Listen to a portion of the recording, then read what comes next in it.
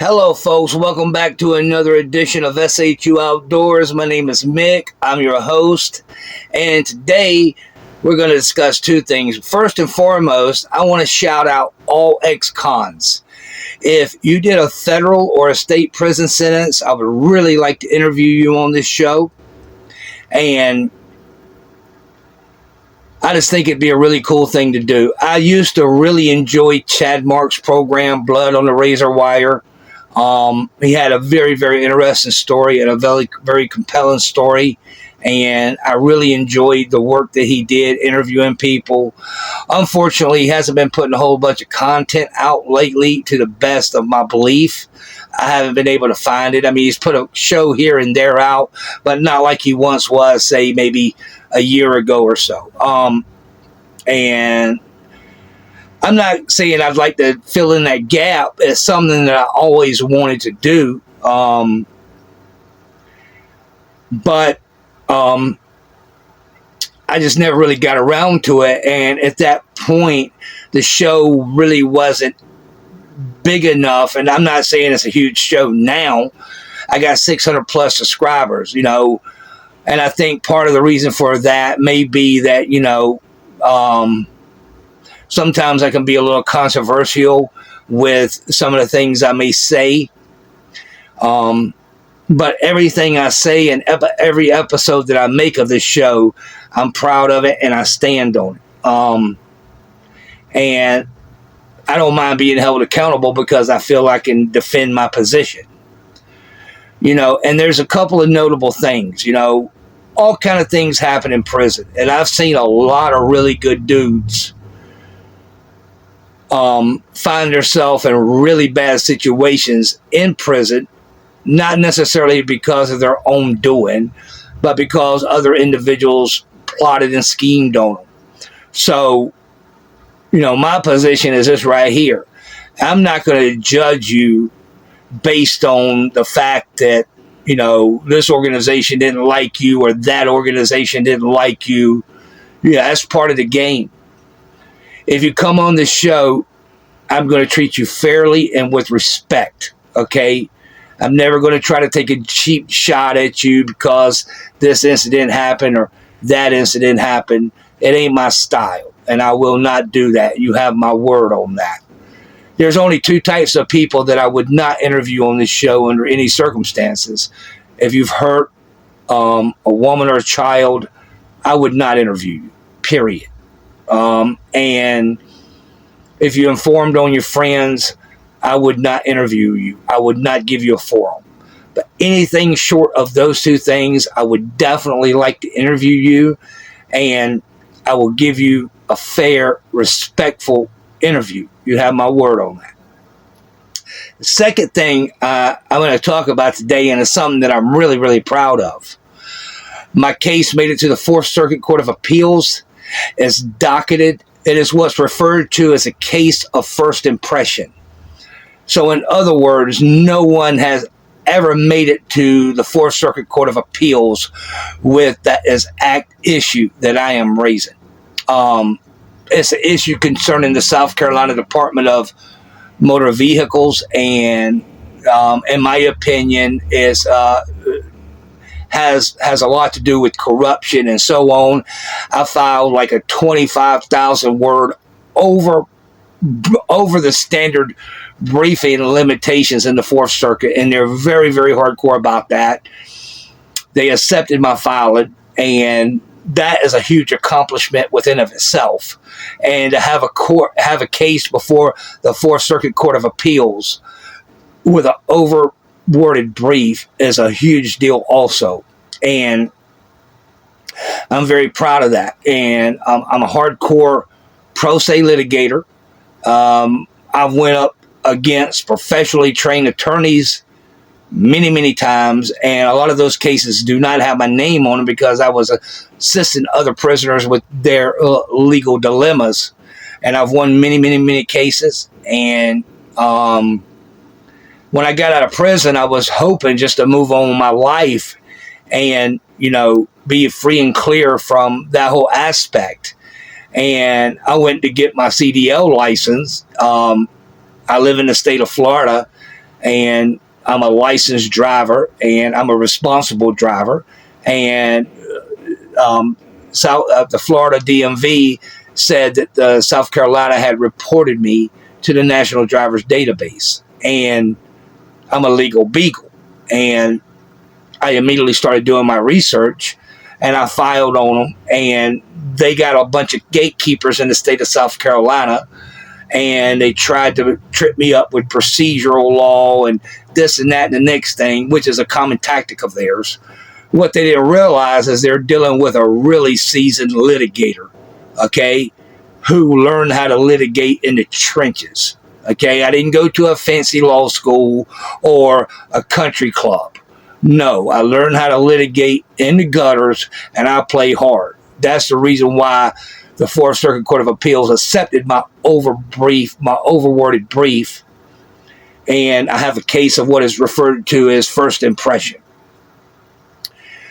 And I have every, intention of filing massive class action lawsuit if the Fourth Circuit rules in my favor, and I feel confident they will.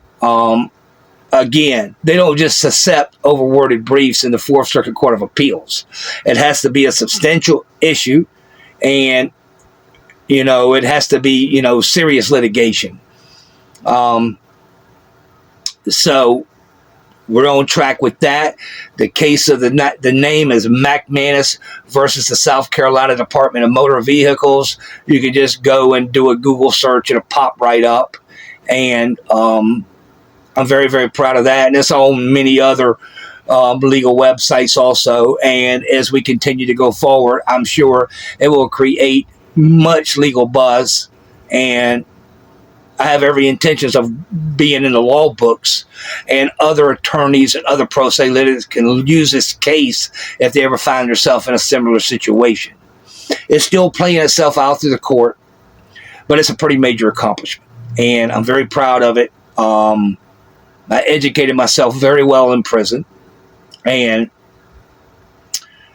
yeah, so, that's what's going on. And I just want you to know, if you hit me up in the comments and I reach out to you and we kick it and we talk and I invite you on my show, you have my word of honor that I will give you a fair, non-biased interview.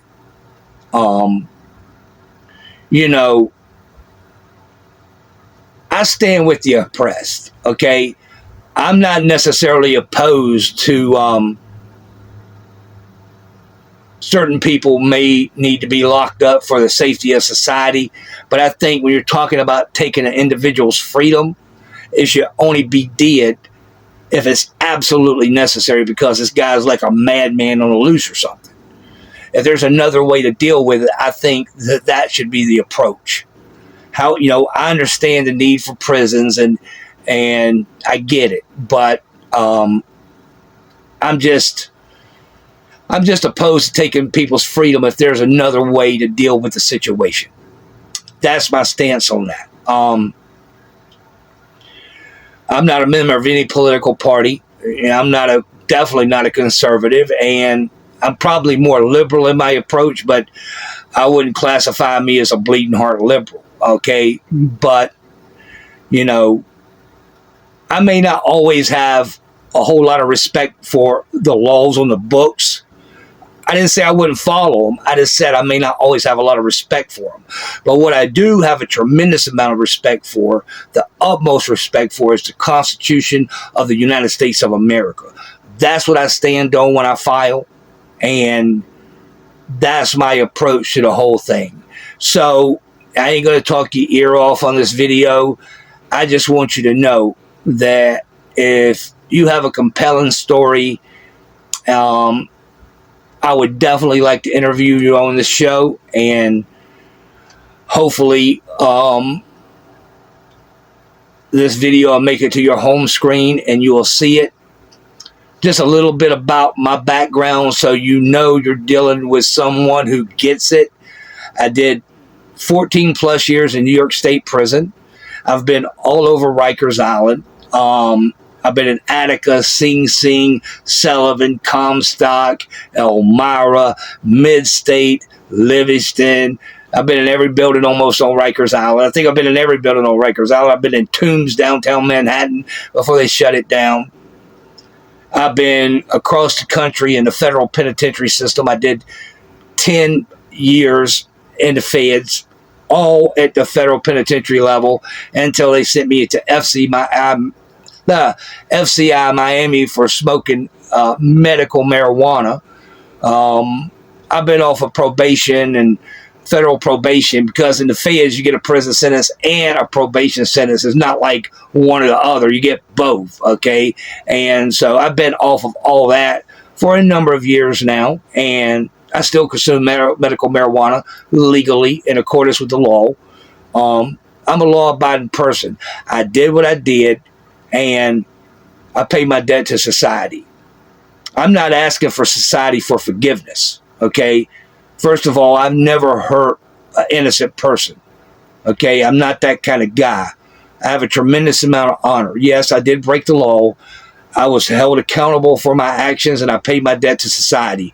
I don't need to ask for forgiveness and all that, okay? Because as far as the law is concerned, I am forgiven. And that's just my position on it. Other people can maybe see it different. That's their opinion. They're entitled to it. They're an American. But, you know, as far as I'm concerned, they can take their opinion and shove it where the sun don't shine. I'm not asking for forgiveness. And that's one of the reasons why I want to start interviewing people on this show, because there's a lot of good people who have did things that they may not be proud of. And I'm not saying that I'm proud of anything I did, okay? I'm not saying that at all. What I am saying is I did what I did. I've never in my life hurt an innocent person, okay? And I paid my debt to society, which all of our politicians can't say that, okay? And I'll just leave that at that, because generally speaking, I don't discuss politics on this show necessarily. It's not something I choose to do. I guess I have made a couple of controversial episodes, but I stand on it, you know, and I don't take any of it back. And that's just where I stand on it, man. But I don't care about what your race is. I don't care about your nationality, your sexual orientation. I don't care about that. If you're an ex-con, you did a prison sentence, especially if you did hard time, I would really, really like to interview you on the show. And I will give you a fair interview, and I will be respectful, and I will let you tell your story, okay? Because sometimes that helps people just get it off their chest. And I think the public needs to realize and know, just because somebody was in prison for doing something 30 or 20 or 30 years ago doesn't mean they're that same person today, and it doesn't mean they would ever do anything like that again.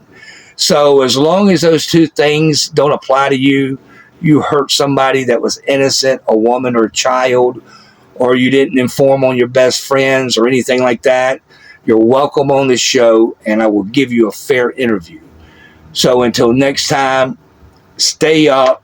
Hit me up in the comments. I'd really love to do an interview with you if you fit that criteria. And without further ado, peace.